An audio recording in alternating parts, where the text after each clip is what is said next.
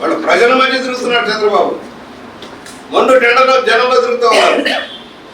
పవన్ కళ్యాణ్ గారు జనంలోకి వెళ్తూ ఉన్నారు. వివిధ ప్రాంతాల్లో మౌలిక సదుపాయాల కోసం కృషి చేస్తూ ఉన్నారు. కేంద్రం నుంచి నిధులు తెచ్చుకోవడం కోసం వెళ్ళినప్పుడల్లా నిధుల కోసం వెళ్తున్నారు. నువ్వు వెళ్ళిన దేనికోసం? బెయిల్ కోసం. కేంద్రం చుట్టూ బెయిల్ కోసం, శిక్షల నుంచి బయటపడడం కోసం, బాబాయ్ హెచ్ కేసు నుంచి బయటపడడం కోసం, ఈడీ కేసు నుంచి బయటపడడం కోసం ఢిల్లీ చుట్టూ తిరిగేవే కానీ రాష్ట్రానికి నువ్వు సాధించింది ఏమిటి? జగన్మోహన్ రెడ్డి ఈ వందే మాతరం ఈ తోకలో నేను ఒకటే చెబుతున్నా, ఏం సాధించారో చెప్పమనండి. Why all schemes fail. ప్రభుత్వం ఇచ్చిన నిధులన్నీ దుర్వినియోగం చేసి, దోపిడీ చేసి ఇవాళ విచారణ చేయకూడదు. ఒక్కొక్కటి బయటకు వస్తున్నాయి. పాములు పుట్టల నుంచి బయటకు వచ్చిన పాములు వచ్చినట్టు వస్తున్నాయి వాళ్ళు చేసిన నేరాలన్నీ. నేరాలు ఘోరాలు అన్నీ కావు. బూతుల పంచాంగం ఏదది?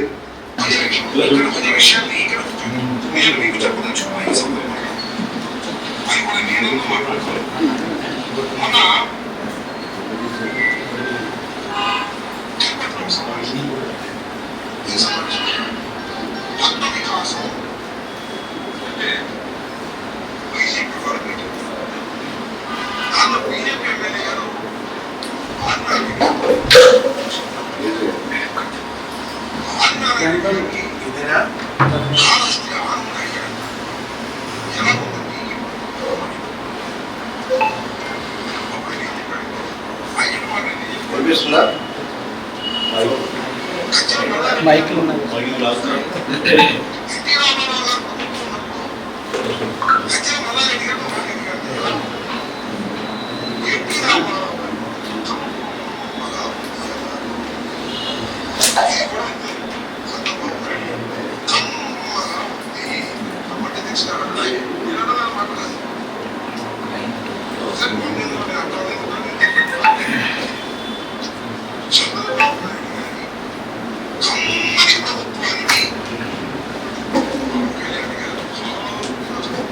కొంచెం భయపడకుండా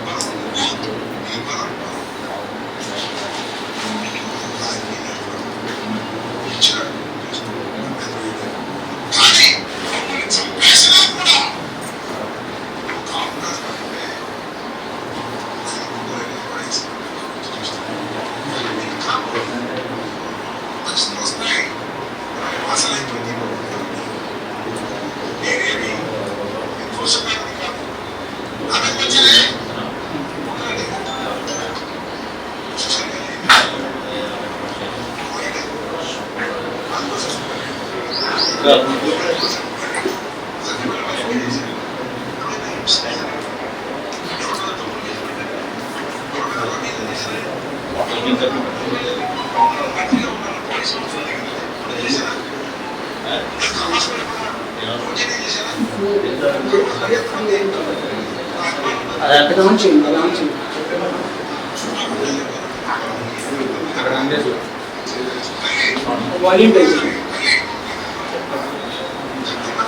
ఫస్ట్ నుంచి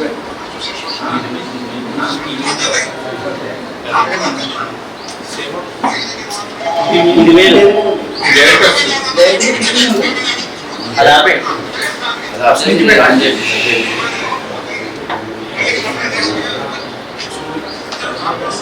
నుంచి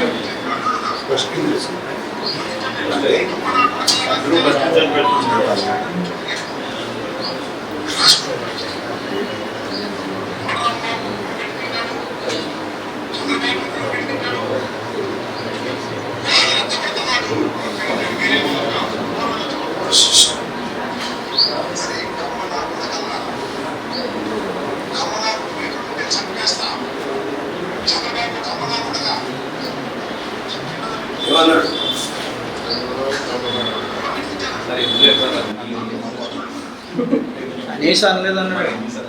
ఏం మాట్లాడాడు? అనేసి అనలేదు అన్నాడు. ఏం మాట్లాడాడు? కులాల గురించి మాట్లాడాడు. ముఖ్యమంత్రి కమలాపడ గారు చెప్పాడు. ఏమండి మేమేమైనా మాట్లాడామా? ఏ కులాన్ని ఎత్తామా? ఎవరైనా ఎత్తారో తెలుగుదేశం నాయకులు కానీ పవన్ కళ్యాణ్ గారు కానీ ఏనాడన్నా పవన్ కళ్యాణ్ ఎంత ఇమిడియేట్ చేసినా ఆయన మాట్లాడలేదు. నీ కడుపు మంట దుగ్ధ మీకు ఇక రాలేము. ఈ రాష్ట్రంలో మన అధికారంలోకి రాలేము. బూతులు పంచాంగం అధికారంలో ఉన్నప్పుడు బూతులు పంచాంగమే, అధికారం లేనప్పుడు బూతులు పంచాంగమే. హత్యా రాజకీయాలకు మార్పు కోడికత్తి డ్రామా ఏమైంది? ఎందుకు సాక్ష్యం చెప్పడం లేదు? ఎందుకు కోర్టుకి వెళ్ళడం లేదు? ప్యాలెస్ తిరుగుతున్నావు, విదేశాలు తిరుగుతున్నావు, కోర్టుకి వెళ్ళి సాక్ష్యం చెప్పావు. ఓపిక తీరిక లేక నాకు నా రూపం బయటకు వస్తుందని భయమా అని అడుగుతావు. నీ సొంత బాబాయ్ హత్య కేసును మాఫీ చేయడం కోసం సిబిఐ మీదే కేసు పెట్టిన ముఖ్యమంత్రి నువ్వు. ఏం చెబుతారు ఈ నాయకులంతా? ఏం చెబుతారు? ఏం మాట్లాడాడు అంబటి రాంబాబు? ఏం మాట్లాడుతుంది రోజా? ఏం మాట్లాడుతుంది పేరు నాని? ఏం మాట్లాడుతుంది జోగి రమేష్? మీరు చేసిన బియ్యం కుంభకోణాలు, మీరు చేసిన మైనింగ్ కుంభకోణాలు, కాంట్రాక్ట్లో దోపిడీ, మద్యంలో దోపిడీ అన్ని విచారణ జరుగుతున్న బాధ.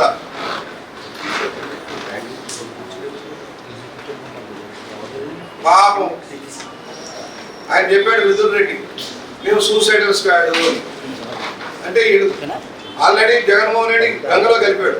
ఇక ఉన్న బ్యాలెన్స్ కూడా గంగలో కలపాలన్న ఆలోచనలో ఆయన ఉన్నాడు. వైఎస్ఆర్ పట్నం ఉన్న లక్షలాది మంది కార్యకర్తలు బలైపోయారు. ఏ పార్టీకైనా కార్యకర్తలే.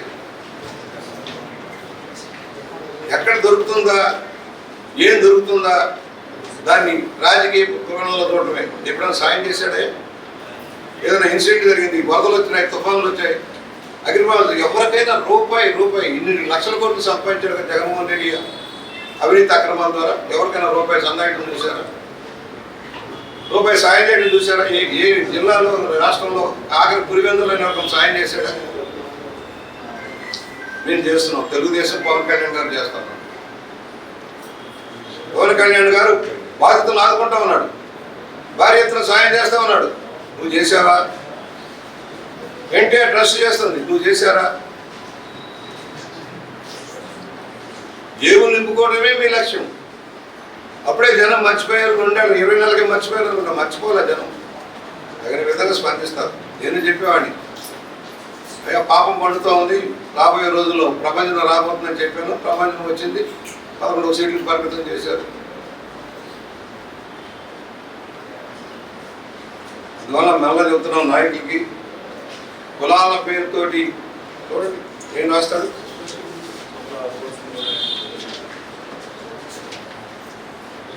కులాన్ని తిట్టాడు. నాకు మతి ప్రమించింది. దిగజాడు వ్యాఖ్యలు. ఏంటి దిగజాడు వ్యాఖ్యలు? మీరు రఫరఫా నరికేస్తాము, ఈడ్ చేస్తాము, గొడ్డలు తీసుకొని గొడ్డలు ఫోటోలు వేసి తిరుగుతుంటే హెచ్చరిక చేసాం. ప్రజలను భయభ్రాంతులకు గురి చేస్తామంటే హెచ్చరిక చేస్తా ఉన్నాం. భయం కల్పించి ప్రజల మీద ఎక్కడ ఈ దుర్మార్గం వల్ల వస్తుందో భయం కలుగుతుంది కనుక హెచ్చరిక చేస్తా ఉన్నాం. నాకు మతి భ్రమించలా, మీకు మతి భ్రమించింది ఆల్రెడీ. ఏకసారి అయ్యారు, ఒకసారికే మతిపోయింది మీకు. రెండోసారికి వచ్చి ఓపిక లేకుండా పోయింది నాయకులకి. 7 సార్లు గెలిచాను రా పిచ్చేవాళ్ళారా. 7 సార్లు గెలిచాయి అందరూ సపోర్ట్. రేపు పొద్దునేంటి సాక్షిలో వేయటం, కాపుల్ని నరికేస్తా అన్నాడు కూర్చేయటం, కాపులందరూ రెచ్చగొట్టడం, ఊళ్ళ దగ్గరికి వెళ్ళి వెళ్ళండి, దాడులు చేయండి, నిరసన చేయండి, ధర్నాలు చేయండి. ఇది బయట